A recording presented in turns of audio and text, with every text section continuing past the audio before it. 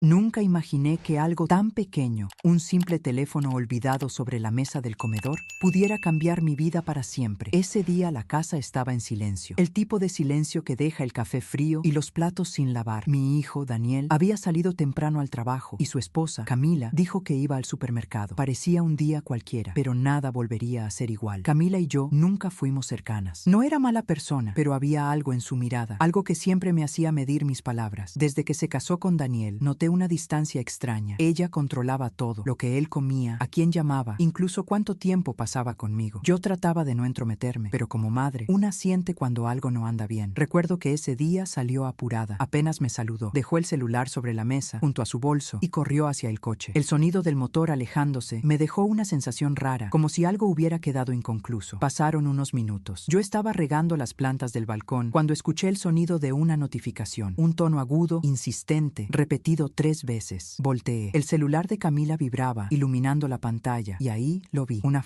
foto imposible. El rostro de mi esposo, Julián. Mi Julián, muerto hacía 6 años. Sentí un golpe en el pecho. Me quedé quieta, observando la pantalla, como si mis ojos pudieran estar equivocados. Pero no, era él. Su sonrisa, la misma de nuestra boda. Esa sonrisa que no había vuelto a ver desde el hospital. El mensaje decía: te extraño, necesito verte. Mis manos temblaban. No entendía nada. Pensé que tal vez era un contacto con su nombre, una coincidencia. Pero la foto, esa foto, era nuestra, tomada en la playa de Veracruz, un año antes de que él muriera. Esa imagen solo estaba en mi álbum familiar. Nadie más la tenía. Quise dejar el teléfono donde estaba, decirme a mí misma que no era asunto mío. Pero mi corazón latía tan fuerte que casi podía oírlo en mis oídos. Me acerqué, tomé el celular y en la pantalla otro mensaje apareció. ¿Cuándo volverás? El aire se me escapó de los pulmones. No era posible. Julián no podía escribir. Estaba muerto. Lo enterré yo misma. Llevé la mano a la boca y sentí las lágrimas subir sin permiso. Pero algo dentro de mí me pedía saber. Desbloqueé el teléfono. La conversación estaba ahí, abierta. El nombre, Julián. Y una lista de mensajes que me helaron la sangre. Eran decenas. Mensajes recientes, fechas de ayer, de anoche, de la semana pasada. Te amo. Lo soñé otra vez. Esta noche, la misma hora. Prometo que nadie lo sabrá. Me quedé mirando el chat, leyendo una y otra vez. No podía entenderlo. Mi nuera escribía a alguien con el nombre de mi esposo muerto. Y lo hacía con amor, con deseo, con secretos. No sabía si llorar, gritar o llamar a mi hijo. Mi mente buscaba explicaciones. ¿Podría ser una broma? ¿Un nombre guardado para alguien más? Pero no. Había fotos. Fotos de Camila en su cama, en su cocina, y en una de ellas, una sombra, una silueta masculina, de espaldas. Cerré los ojos. No quería ver más. El teléfono seguía vibrando. Una nueva notificación. Mi amor, ¿estás sola? Esa frase me partió. Sentí un nudo en la garganta tan fuerte que tuve que sentarme. Era como si el pasado volviera a gritarme en la cara, como si Julián nunca se hubiera ido. Pero lo peor no era eso. Lo peor era la duda que comenzó a crecer en mí. ¿Y si no sabía quién era realmente la persona al otro lado de esa pantalla? Me quedé inmóvil. Las palabras bailaban frente a mis ojos. Camila tenía un secreto, y ese secreto llevaba el nombre de mi esposo muerto. No sabía que en los próximos días descubriría algo aún más cruel. Algo que me haría cuestionar todo lo que creí sobre mi familia. El teléfono seguía sobre la mesa, inmóvil, como si nada hubiera pasado. Pero para mí, todo había cambiado. Miré a mi alrededor. Las cortinas se movían con el viento. El reloj marcaba las 4:30. Y sin embargo, el tiempo parecía detenido. No podía quitarme de la cabeza la imagen de Julián, su sonrisa, su voz. Esa voz que había desaparecido 6 años atrás. Intenté respirar. Me dije a mí misma que todo tenía una explicación lógica. Quizá Camila había guardado ese nombre para ocultar a otra persona. Pero, ¿por qué usar la foto de mi esposo? ¿Por qué esa playa? Esa sonrisa. Había algo profundamente retorcido en todo eso. Guardé el teléfono en el mismo sitio donde ella lo había dejado. Intenté seguir con mi día. Preparé té, lavé los platos, puse música suave en la radio. Pero cada sonido parecía una acusación. Cada minuto que pasaba, la ansiedad crecía dentro de mí. 1 hora después escuché el ruido de la puerta. Camila había regresado. Olvidé las verduras, dijo sonriendo, entrando con una bolsa pequeña. Yo la observé. Su sonrisa era tranquila, sus pasos seguros. Nada en su rostro revelaba culpa. Nada, excepto su mirada. Durante la cena apenas hablé. Daniel llegó tarde del trabajo, cansado, con su uniforme manchado de grasa. Se sentó junto a su esposa y la besó en la frente. Ella sonrió con ternura y yo sentí un escalofrío. Esa misma sonrisa la había visto antes, en los mensajes del teléfono. Esa noche no dormí. El reloj marcó la medianoche y seguía despierta, dando vueltas en la cama. Cerraba los ojos y veía la pantalla iluminada. Te amo. Nadie lo sabrá. Palabras que se repetían como un eco. A las 3 de la mañana me levanté. Fui hasta la sala. La casa estaba a oscuras, salvo por la luz que entraba desde la calle. Sobre la mesa, el teléfono de Camila brillaba tenuemente. No lo había llevado consigo al cuarto. Mi corazón empezó a latir con fuerza. Di un paso, luego otro, y lo tomé entre mis manos. No había nuevas las notificaciones, pero una idea se formó en mi cabeza: revisar las fotos. Deslicé el dedo por la pantalla. Había docenas de imágenes recientes. Camila en cafés, frente a espejos, sonriendo a la cámara, y en varias de ellas aparecía una figura masculina, de espaldas, borrosa, como si alguien no quisiera mostrarse. Llevaba una camisa blanca y en su brazo derecho una tatuaje. Amplié la imagen y sentí cómo se me helaba la sangre. Era un símbolo pequeño, en forma de media luna. El mismo tatuaje que tenía Julián en el hombro. El mismo. No podía ser una coincidencia. Solté el celular. El golpe seco contra la mesa me sobresaltó. Corrí hacia el armario del pasillo y abrí una vieja caja de recuerdos. Entre papeles y fotografías encontré lo que buscaba: una imagen de Julián con Daniel pequeño en brazos. Ahí estaba la misma marca grabada en su piel. Me senté en el suelo. Las lágrimas me nublaron la vista. No podía entenderlo. Mi esposo había muerto. Lo había enterrado. ¿Y ahora esa marca aparecía en las fotos de mi nuera? Las preguntas me quemaban la mente. ¿Podía ser un montaje? ¿Una broma cruel? ¿O acaso Camila tenía una relación con alguien que se parecía a él? Pero entonces recordé algo. En el funeral de Julián, Camila ya estaba ahí. Era amiga de Daniel desde la universidad. Había llorado, lo recuerdo bien, demasiado, como si hubiera perdido algo más que a un conocido. El corazón me dio un vuelco. Intenté sacudir la cabeza. No, eso no puede ser, me repetía. Pero la semilla de la duda ya estaba plantada. A la mañana siguiente me desperté con los ojos hinchados. Camila preparaba el desayuno y Daniel silbaba mientras leía el periódico. Nada parecía fuera de lugar y, sin embargo, yo veía el mundo de otra manera. Cada gesto, cada sonrisa me parecía falso, como si ambos guardaran un secreto que yo no debía descubrir. Cuando Daniel salió de casa, me acerqué a Camila. Camila, dije con voz firme, ayer, cuando te fuiste, tu celular sonó. Ella levantó la vista. ¿Ah, sí? Respondió tranquila. ¿Quién era? No lo sé, no lo abrí, pero vi una foto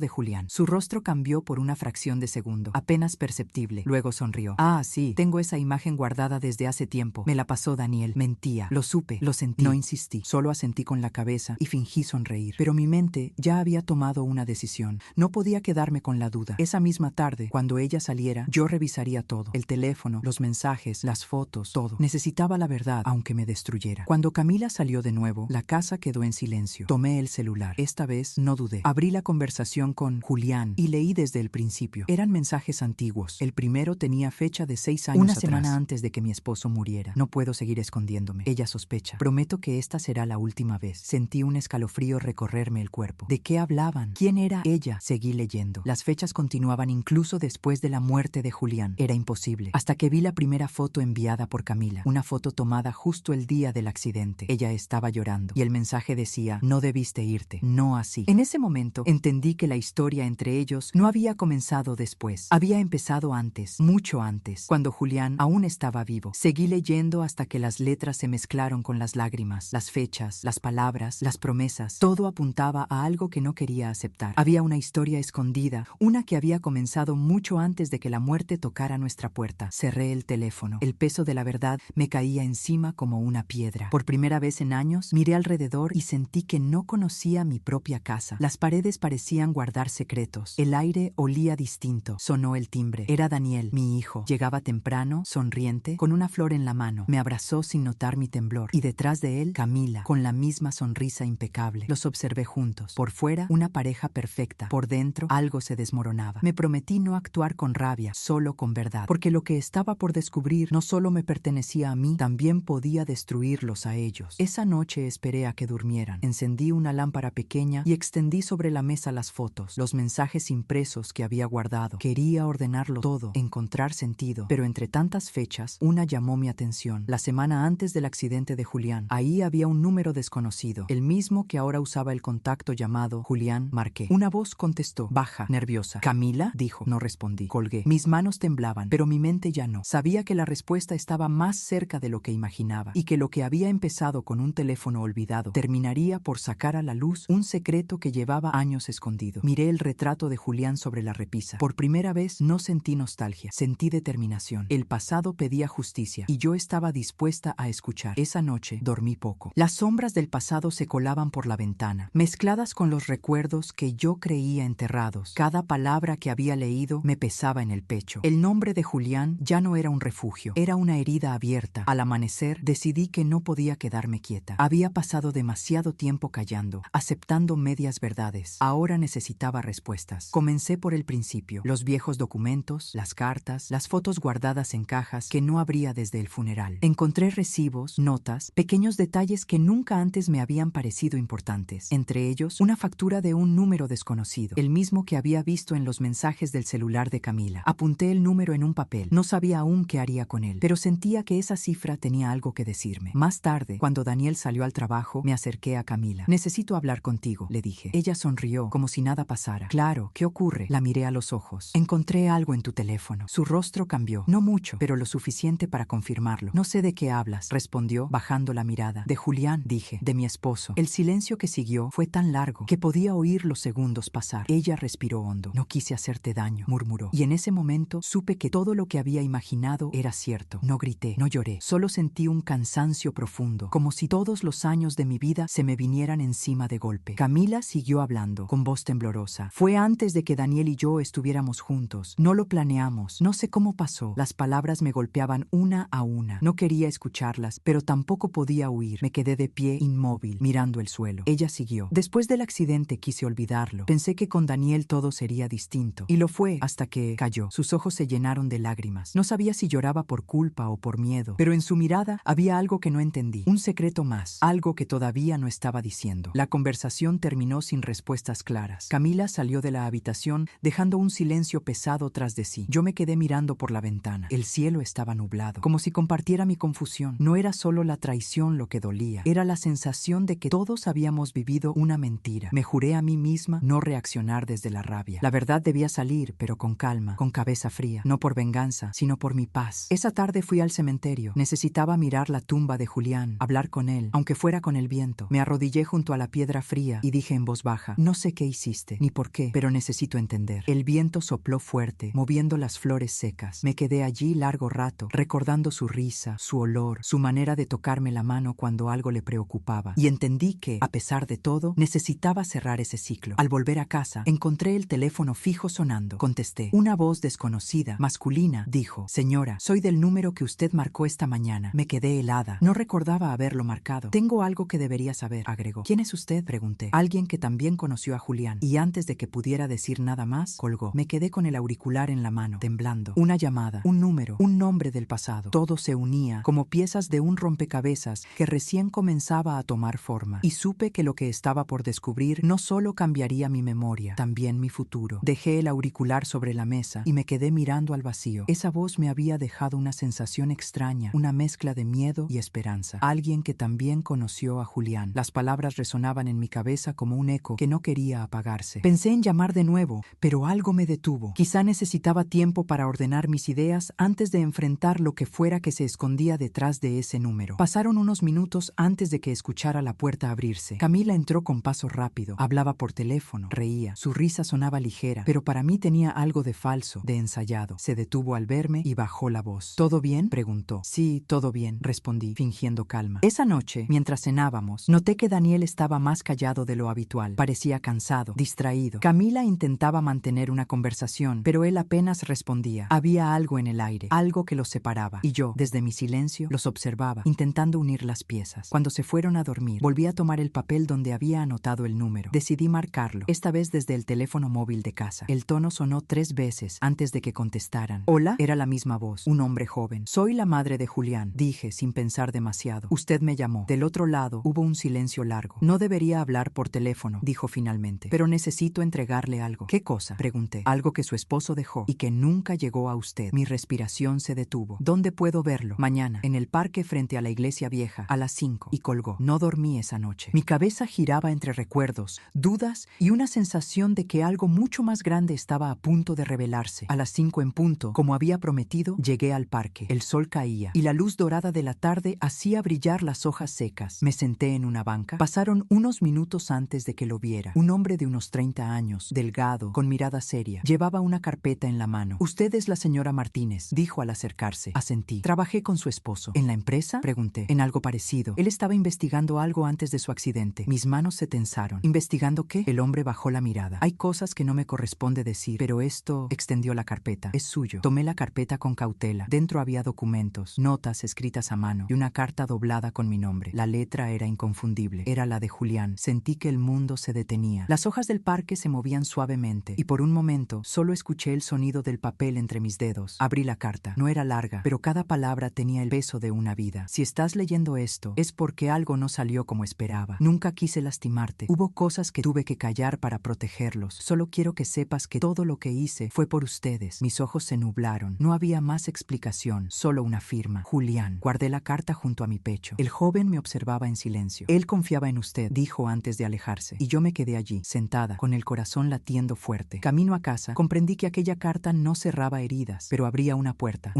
hacia la verdad, hacia todo lo que mi familia había ocultado durante años. Y supe que, aunque doliera, estaba lista para entrar. Volví a casa con la carta en el bolsillo. El papel parecía más pesado de lo que era, como si contuviera todo el pasado que había intentado olvidar. No la abrí de nuevo. No quería leerla, quería entenderla, y para eso necesitaba mirarlos a los ojos. Camila estaba en la cocina. Cuando me vio entrar, notó que algo en mí había cambiado. ¿Dónde estuviste?, preguntó con voz tensa. En el parque, respondí, con alguien que conoció a Julián. Su rostro se endureció. ¿Qué?, murmuró, bajando la vista. Guardé silencio unos segundos. Después saqué la carta y la coloqué sobre la mesa. Esto me lo entregaron hoy. Es de él. Camila se quedó mirando el sobre, sin tocarlo. El aire se llenó de una calma densa, de esas que anuncian una tormenta. Daniel entró justo entonces. Llevaba su chaqueta de trabajo y una expresión cansada. Nos vio a las dos y frunció el ceño. ¿Qué pasa? Tu padre, dije despacio, nos dejó algo. Y entonces, sin pensarlo más, abrí la carta y leí en voz alta las líneas que Julián había escrito. A medida que las palabras salían de mi boca, el silencio en la habitación se hacía más profundo. Daniel bajó la cabeza. Camila, en cambio, comenzó a llorar. No con culpa, sino con alivio. No podía seguir callando, dijo entre sollozos. Julián no fue solo mi jefe, también fue quien me ayudó cuando no tenía nada. Me contó que él la había apoyado durante un momento difícil de su vida, mucho antes de conocer a Daniel, que la carta era parte de algo que Julián investigaba y que su relación con ella no había sido lo que yo temía. Había secretos, sí, pero no los que yo imaginaba. Daniel la escuchaba sin moverse. Luego se acercó y la abrazó. Fue un abrazo silencioso, lleno de dudas, pero también de amor. Yo los observaba. No era el final que esperaba, pero era un principio distinto, uno donde, por fin, nadie mentía. Esa noche volví a abrir la carta. Leí una vez más esas palabras. Todo lo que hice fue por ustedes, y entendí que tal vez había pasado años mirando el pasado desde el dolor, sin ver la verdad que se escondía entre las líneas. Julián había cometido errores, como todos, pero su última acción fue protegernos, y ahora me tocaba a mí hacer lo mismo, proteger lo que quedaba de nuestra familia. Miré por la ventana. La ciudad dormía, y por primera vez en mucho tiempo sentí calma. Una calma que no venía de la resignación, sino de la certeza. La verdad, por fin, estaba saliendo a la luz. El dolor seguía ahí, pero ya no mandaba. Y aunque no sabía qué más descubriría en ese camino, me prometí algo. No volvería a callar lo que merecía ser dicho. La historia de Julián no terminaba con su muerte, ni la mía con su ausencia. Ambas apenas comenzaban. Si te gusta nuestro contenido y quieres apoyarnos, suscríbete al canal. Eso nos ayuda muchísimo. Después de tantos días de silencio, la casa volvió a respirar. El aire era el mismo, pero yo ya no. Había pasado de vivir entre sospechas a mirar de frente la verdad. Y aunque dolía, dolía distinto. Era un dolor que purifica, que abre espacio para algo nuevo. Esa mañana preparé café, como siempre hacía Julián. Por primera vez en años, el aroma no me trajo tristeza, sino gratitud. Cada recuerdo parecía más liviano. Me di cuenta de que, sin querer, había estado viviendo como si el pasado aún tuviera poder sobre mí. Pero ya no. Daniel y Camila habían decidido pasar unos días fuera de casa. Querían tiempo para hablar, para sanar, y yo necesitaba tiempo para mí. Salí a caminar por el barrio. El mismo parque donde había recibido la carta ahora parecía distinto. Las hojas caídas formaban un sendero dorado, y sentí que cada paso me alejaba un poco más del peso de los años. A veces no es el tiempo el que cura, sino la decisión de dejar ir. Recordé las palabras de Julián. Todo lo que hice fue por ustedes. Durante años pensé que el amor significaba sacrificarse. Hoy entendía que también era aprender a soltar. Decidí ordenar la casa. Guardé cajas, doné ropa, abrí las ventanas para dejar entrar la luz. Cada cosa que limpiaba era una conversación interna, una manera de despedirme de lo que ya no necesitaba. No de Julián, sino de la mujer que yo era cuando lo perdí. Por la tarde encontré un viejo cuaderno donde solía escribir recetas. Entre las páginas había notas suyas, pensamientos breves, frases sueltas. Una decía: amar no es quedarse, es acompañar mientras se pueda. Me quedé mirando esa frase largo rato. Era simple, pero contenía todo lo que necesitaba entender. Esa noche encendí una vela junto a su retrato, no para llorarlo, sino para agradecerle, por los años buenos, por los errores que me enseñaron, por la vida que siguió a pesar de todo. Y me prometí algo: no volvería a vivir mirando hacia atrás. Desde ese día comencé un pequeño ritual: escribir. Cada mañana anotaba una cosa por la que estaba agradecida. Al principio eran cosas pequeñas, el café caliente, el canto de los pájaros, pero poco a poco se convirtieron en razones para seguir. Entendí que sanar no era olvidar, sino transformar el recuerdo. Una tarde recibí una llamada de Daniel. Daniel. Su voz sonaba tranquila, diferente. Mamá, dijo, Camila y yo queremos empezar de nuevo. Sonreí. Eso está bien, hijo. A veces lo más valiente es volver a intentarlo. Colgué el teléfono y me quedé mirando por la ventana. El sol se escondía detrás de las casas y por primera vez en mucho tiempo no sentí miedo al futuro. Era como si, después de tanto dolor, la vida me estuviera devolviendo algo, mi propia voz. Y entendí que, aunque la historia de Julián había terminado, la mía apenas comenzaba. Los días comenzaron a tener otro ritmo. Ya no despertaba con ese nudo en el pecho, ni con la sensación de que el pasado me observaba desde cada rincón de la casa. Ahora me levantaba temprano, abría las cortinas y dejaba que el sol entrara sin miedo. Por primera vez, la luz no me dolía. Un sábado, mientras ordenaba el cajón del escritorio, encontré una caja vieja con fotos. Había muchas de Julián, de Daniel cuando era niño, de reuniones familiares, risas congeladas en el tiempo. Las miré una por una y en lugar de tristeza sentí gratitud. Cada imagen era una prueba de que habíamos vivido, y vivir, incluso con errores, ya era una forma de victoria. Empecé a escribir en un cuaderno nuevo, no como terapia, sino como testimonio. Quería poner en palabras todo lo que había aprendido, que el amor no siempre salva, pero siempre enseña, que el silencio a veces es más cruel que la verdad, y que la paz llega cuando una se atreve a mirarse sin miedo. Una tarde, una vecina tocó mi puerta. Era Laura, una mujer joven que vivía sola con su hija. Había escuchado que yo sabía escuchar, así lo dijo. Nos sentamos en la sala, tomamos té y sin planearlo comenzó a contarme su historia. Su voz temblaba, como la mía tembló hace años. La escuché sin interrumpir y al final solo le dije, a veces creemos que el dolor nos destruye, pero también puede abrirnos los ojos. Ella sonrió, con lágrimas en los suyos, y en ese instante entendí algo. Lo que yo había vivido podía servirle a otros. Mi silencio había sido mi prisión, pero mis palabras podían ser la llave de alguien más. Comencé a reunirme con un pequeño grupo de mujeres del barrio. Nos veíamos los jueves, en una casa sencilla, para hablar, sin juicios, sin máscaras. Cada historia era diferente, pero el sentimiento era el mismo, el deseo de sentirse libres, de volver a empezar. Yo no era consejera ni experta, solo una mujer que había aprendido a sobrevivir a su propio pasado, y eso, al parecer, era suficiente. Una noche, al cerrar la reunión, Laura me dijo algo que me quedó grabado. No sabía que se podía hablar sin miedo hasta que te escuché. Caminé a casa con el corazón lleno. Por años había sentido que mi vida se había detenido el día que Julián murió, pero ahora entendía que el final de una historia solo es el principio de otra, y que a veces las segundas oportunidades no llegan con promesas, sino con personas que te devuelven la fe. En el espejo ya no veía a una viuda ni a una madre cansada. Veía a una mujer que, después de tanto, había vuelto a ser ella misma, y en ese reflejo vi algo que hacía mucho no veía: esperanza. Los jueves se convirtieron en mi nuevo ritual. El pequeño grupo de mujeres creció. Algunas traían historias duras, otras solo buscaban compañía. Yo las escuchaba, y cada vez que hablaba sentía que una parte de mí también sanaba. A veces, al terminar la reunión, me quedaba sola en la sala vacía. Miraba las sillas en silencio y pensaba en cómo la vida puede dar tantas vueltas. Durante años me sentí invisible, atrapada entre recuerdos, resignada a vivir en el pasado. Hoy, en cambio, me sentía viva. No porque el dolor se hubiera ido, sino porque aprendí a convivir con él sin dejar que me definiera. Un día, Daniel vino a visitarme. Traía flores. Tenía la misma sonrisa de cuando era niño, y en su mirada ya no había distancia. Mamá, me dijo, gracias por no rendirte. Me abrazó con fuerza, y ese abrazo fue una reconciliación silenciosa, no solo entre nosotros, sino con todo lo que habíamos sido. Camila también vino poco después. Al principio fue incómodo, pero la vida no siempre da explicaciones. Nos sentamos frente a frente, y ella me dijo algo que no esperaba. Nunca quise hacerte daño. Yo asentí. No necesitaba escuchar más. Había aprendido que a veces el perdón no se pronuncia, se siente. Y esa tarde, en ese gesto pequeño, supe que el ciclo se cerraba. Ahora, cada mañana, al abrir las ventanas, siento que entra aire nuevo. Sigo escribiendo, sigo caminando al parque, sigo hablando con las vecinas. La vida continúa, no como antes, sino como debe ser, ligera, honesta, mía. He comprendido que el pasado no se borra, se abraza, que la verdad, por más dura que sea, siempre libera, y que la soledad, cuando se mira con calma, puede ser una casa y no una condena. A veces me preguntan cómo logré seguir adelante, y siempre respondo lo mismo. Un día entendí que no podía cambiar lo que me pasó, pero sí lo que hago con eso. Hoy, el retrato de Julián sigue en la repisa. No lo miro con tristeza, sino con gratitud, porque gracias a todo lo que ocurrió, aprendí algo que me cambió para siempre. Amar no es perderse, es encontrarse, incluso después del dolor. ¿Tú habrías hecho lo mismo? El tiempo siguió su curso, y con él aprendí algo que nunca imaginé. La paz también necesita práctica. No llega de un día para otro, se construye con pequeños gestos, con decisiones diarias, y cada día que pasaba, sentía que mi vida volvía a tener sentido. Habían pasado varios meses desde aquella carta. Daniel y Camila seguían juntos, trabajando en su relación. Yo, en cambio, descubrí que la mía era conmigo misma, Y esa, la más difícil de todas, comenzaba a florecer. Una mañana recibí una invitación inesperada. El centro comunitario del barrio, donde solíamos reunirnos los jueves, organizaba un ciclo de charlas sobre resiliencia. Laura, mi vecina, la que me había contado su historia, me propuso ser una de las oradoras. Al principio me reí. Yo no sabría qué decir, pero ella insistió. Solo tienes que contar cómo encontraste tu voz. La idea me asustaba. Hablar en público era algo que nunca había hecho. Sin embargo, había algo dentro de mí que decía, es el momento. No para revivir el pasado, sino para transformarlo en algo útil. Los días siguientes los dediqué a escribir lo que quería decir. Cada palabra era un espejo, un recordatorio de lo lejos que había llegado. Ya no hablaba desde el dolor, sino desde la comprensión. El día del evento el salón estaba lleno. Mujeres, hombres, jóvenes y mayores escuchaban atentos. Subí al pequeño escenario con las manos temblando, pero la voz firme. Todos hemos perdido algo, comencé. Pero nadie está hecho solo de pérdidas. Hablé de Julián, de Daniel, de los silencios que duelen y de los perdones